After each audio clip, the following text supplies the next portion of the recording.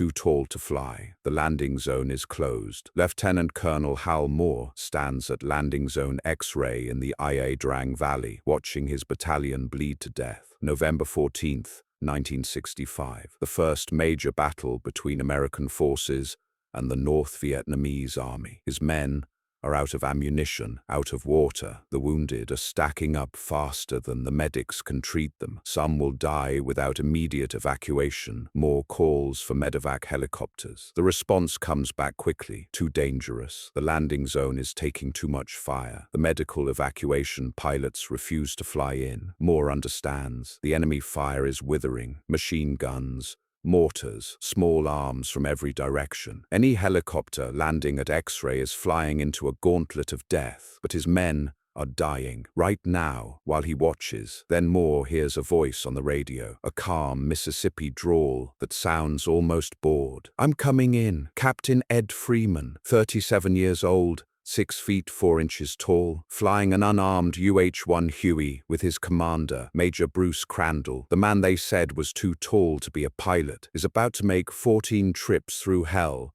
to prove that some men don't know how to quit." This is the story of how Ed Too Tall Freeman saved 30 lives in one day and waited 36 years for anyone to notice. Ed W. Freeman was born on November 20th, 1927, in Neely, Mississippi, the 6th of 9 children, Greene County, Deep South, poor country. When Ed was 13 years old, he watched thousands of soldiers on maneuvers march past his home. The sight transfixed him. The discipline, the uniforms, the purpose. He knew then what he would become, a soldier. Freeman grew up in nearby McLean and graduated from Washington High School. At 17, before finishing high school, he enlisted in the United States Navy. World War II was ending, but Freeman wanted to serve. He spent 2 years in the Navy, learned discipline, learned duty, learned what it meant to be part of something larger than himself. After his discharge, Freeman returned home and finished his education, but civilian life didn't fit. The pull of military service was too strong. In 1948, Freeman enlisted in the United States Army, this time for good. The Army sent him to Korea when that war erupted in 1950. Freeman served as an infantryman, not a pilot, not yet, just a soldier doing his job. Then came the Battle of Pork Chop Hill, April 1953. The battle was brutal. 257 men in Freeman's unit went up that hill. 14 survived the opening stages. Ed Freeman was one of them. For his actions under fire, Freeman received a battlefield commission to second lieutenant. General James Van Fleet personally pinned the bars on Freeman's uniform. 14 survivors out of 257. Freeman stood on that hill, looked at the carnage around him, and walked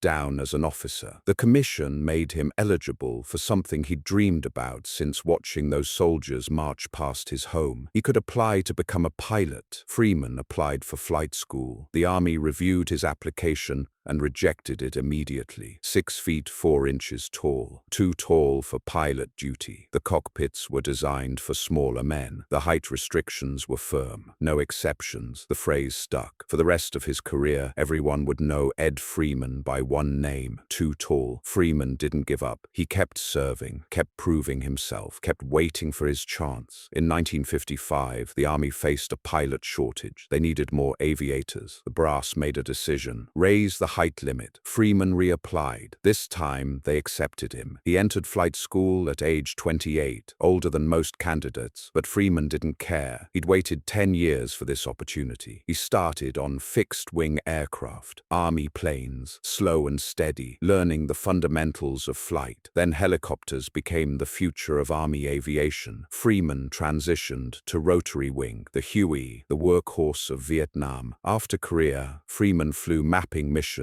around the world, building flight hours, building experience, building a reputation as a steady, reliable pilot who could handle anything. By 1965, when the Army sent the 1st Cavalry Division to Vietnam, Captain Ed Freeman was an experienced helicopter pilot. Thousands of flight hours, cool under pressure, unflappable. They made him second in command of a 16-aircraft unit, Company A, 229th Assault Helicopter Battalion, 1st Cavalry Division Airmobile. Freeman arrived arrived in Vietnam in August 1965. 3 months later, his unit received orders that would make history. Transport a battalion to the Ia Drang Valley. Support Lieutenant Colonel Hal Moore's 1st Battalion, 7th Cavalry. Simple supply and transport mission. No one expected what happened next. November 14, 1965 started like any other day. Freeman and his unit transported hundreds of American soldiers to Landing Zone X-Ray, a clearing in the Ia Drang Valley near the Cambodian border. Remote, heavily jungled, enemy territory. The insertions went smoothly. Load the troops, fly them in, land, offload, return to base. Standard procedure. Freeman made multiple trips, watching the soldiers disappear into the jungle, wondering what they'd find out there. He returned to base and waited for the next mission. Then the radio exploded with desperate calls. X-Ray was in trouble. Heavy contact. Battalion-sized enemy force. Maybe more. The North Vietnamese army had been waiting. They'd watched the helicopters land, watched the Americans establish their perimeter. Then they attacked. Over 1,000 North Vietnamese soldiers, maybe 1,500, against 450 Americans at X-Ray. The battle erupted with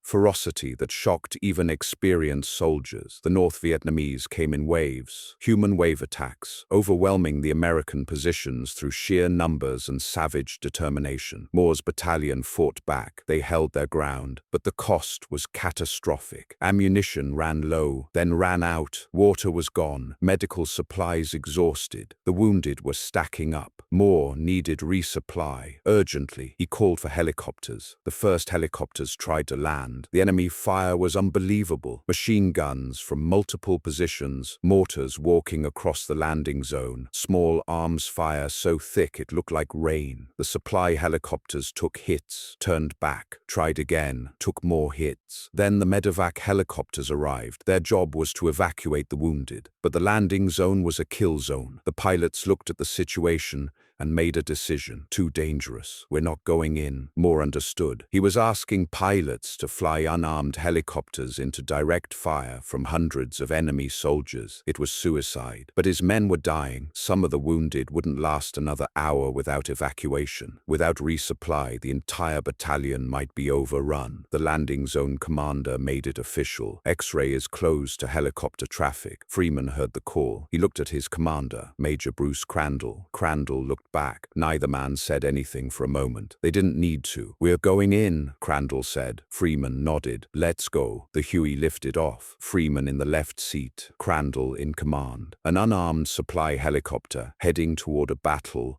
that had already turned away medevac birds. They loaded ammunition, water, medical supplies, everything Moore's battalion needed to survive. Freeman flew toward X-Ray. The closer they got, the louder the battle became. He could hear it over the radio, over the rotor noise, the constant crack of gunfire, the explosions. Then he saw the landing zone, smoke, tracers, chaos. Freeman began his approach, steady, controlled, no hesitation. The enemy saw them coming. Machine guns opened up. Freeman felt the helicopter shudder as rounds struck the fuselage. The Huey wasn't armored, just thin aluminum skin between him and the bullets. He kept descending. Tracers arced past the canopy, some so close Freeman could see them clearly. Red streaks of death reaching for his helicopter. He kept descending. A mortar round exploded near the tail. Shrapnel peppered the helicopter. Freeman checked his instruments. Still flying, still controllable. He landed in the middle of the killing ground. Soldiers rushed to the helicopter, unloading supplies, loading wounded, working frantically while bullets snapped overhead. Freeman sat in his seat, hands on the controls, watching the enemy fire, waiting 30 seconds. That's all he could give them. Any longer, and the enemy would adjust their fire, concentrate on the stationary target. The last wounded man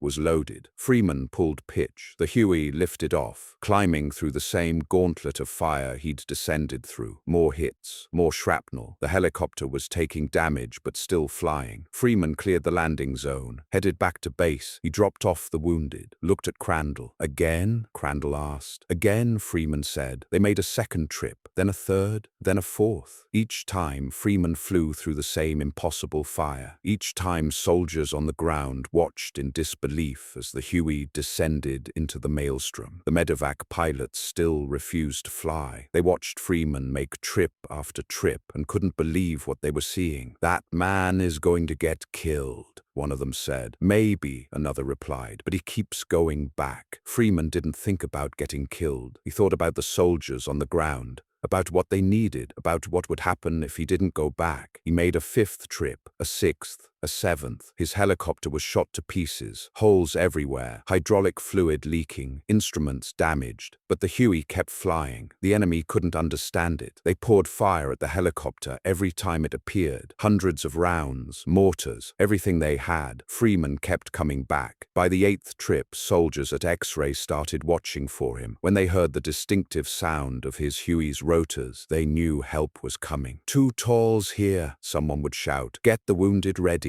Freeman would descend through fire that seemed impossible to survive. Land, load wounded, offload supplies, lift off, all in under a minute. Then he'd fly back through the gauntlet and do it again. Trip 9, trip 10, trip 11. The other pilots at base watched in silent amazement. Some felt guilty for not going in themselves. Others were simply in awe. "That's Captain Freeman," someone said. "He's from Mississippi. Doesn't say much, just flies. Trip 12, trip 13. Freeman's hands ached from gripping the controls. His shirt was soaked with sweat. His eyes burned from scanning for threats. But he didn't stop. "One more trip," he told Crandall. They made trip 14, the last one. By then, the intensity of fire had slackened. The North Vietnamese were pulling back, regrouping. Freeman landed at X-ray one final time, loaded the last of the critically wounded, lifted off, flew them to safety. When he landed back at base, ground crew rushed to inspect his helicopter. They counted the bullet holes, the shrapnel damage, the systems that should have failed but somehow kept working. "That bird shouldn't be flying," the crew chief said. "How the hell did you keep it in the air?" Freeman climbed out, stretched his back, looked at the damaged helicopter. "She held together," he said simply. The final count was staggering. 14 trips into landing zone X-ray, through fire that had turned away every medevac helicopter, through fire that had closed the landing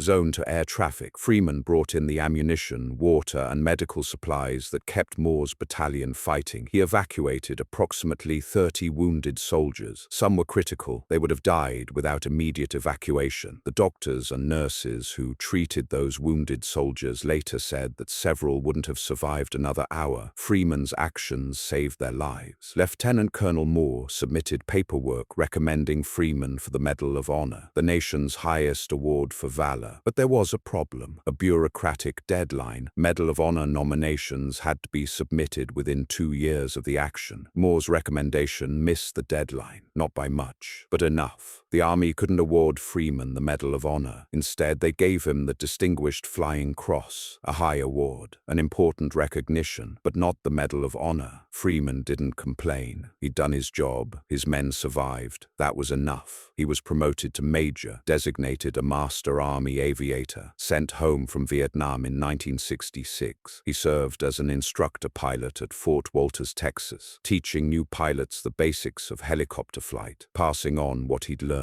In September 1967, Major Ed Freeman retired from the United States Army after 19 years of service. He moved to Idaho, his wife Barbara's home state, settled in the Treasure Valley, started a second career. Freeman spent the next 24 years flying helicopters for the Department of the Interior, fighting wildfires, conducting animal censuses, herding wild horses. He accumulated 17,000 flight hours in helicopters, 22,000 total flight hours. He never talked much about Vietnam, about X-ray, about the 14 trips. When people asked, he'd shrug and say he did what needed doing. The years passed. Freeman lived quietly, raised a family, enjoyed retirement. Then, in 1995, Congress eliminated the 2-year deadline for Medal of Honor nominations. Vietnam veterans whose actions had been downgraded due to bureaucratic reasons could now be reconsidered. Someone remembered Ed Freeman, remembered Landing Zone X-ray, remembered the 14 trips. They resubmitted the nomination. July 16, 2001, the White House, East Room. President George W. Bush stood before a gathering of veterans, family members,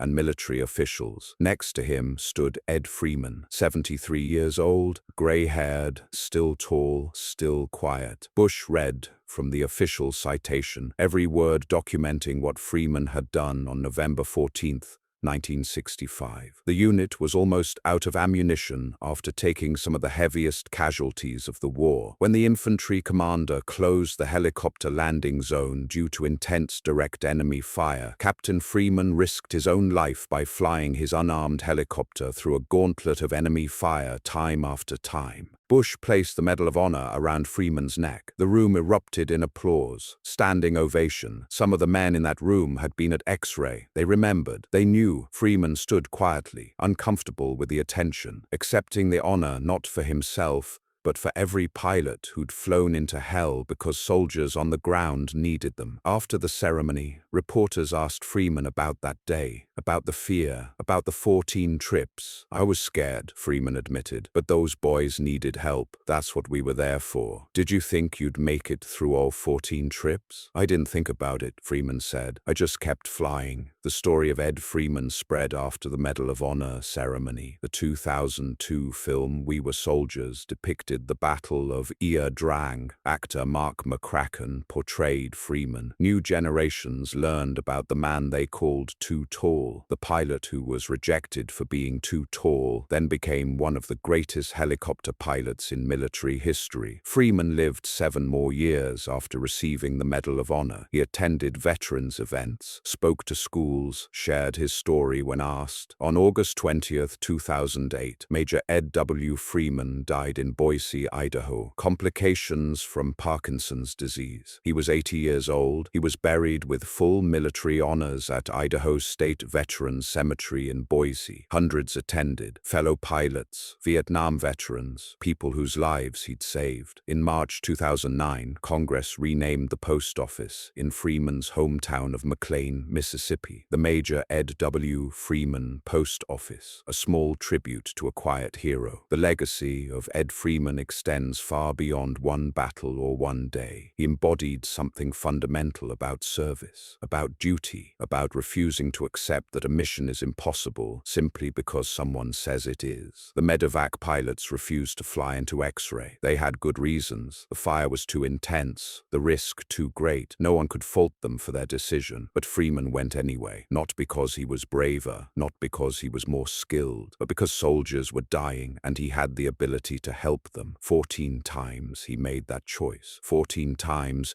he flew through fire that should have killed him. 14 times he landed in a kill zone, loaded wounded or offloaded supplies, and flew back out. Each trip was a separate decision. He could have stopped after the 1st, after the 5th, after the 10th. Each time he returned to base, he could have said, "That's enough. Someone else can go." But Freeman understood something that separates ordinary soldiers from extraordinary ones. Your brothers are on that landing zone. They need you. That's all the justification required. The 30 soldiers Freeman evacuated went home. They recovered from their wounds. They lived full lives. They wouldn't have lived without him. They raised families, had careers, grew old, all because a helicopter pilot from Mississippi refused to accept that the landing zone was closed. That's Freeman's real legacy, not the Medal of Honor, though he earned it, not the 14 trips, though they were incredible, but the 30 lives saved, the families that weren't destroyed, the children who were born because their fathers survived. Multiplied across 30 men, Freeman's 14 trips ripple forward through generations. Hundreds of people exist today because he kept flying, too tall to fly. That's what they said in 1953. But Ed Freeman flew anyway. In Korea, around the world on mapping missions. In Vietnam, he flew through fire that turned away other pilots. He flew when landing zones were closed. He flew when every rational calculation said to turn back. He flew because that's what pilots do. They go where soldiers need them. They bring in supplies. They evacuate wounded. They provide the lifeline that keeps infantry fighting. On November 14th, 1965, Ed Freeman proved that sometimes the impossible just means nobody's tried hard enough yet. The landing zone was closed. The medevac pilots refused to fly. The enemy fire was was too intense. Freeman went anyway, 14 times. That's courage, not the absence of fear, but the refusal to let fear stop you from doing what needs to be done. That's duty, not following orders blindly, but understanding your purpose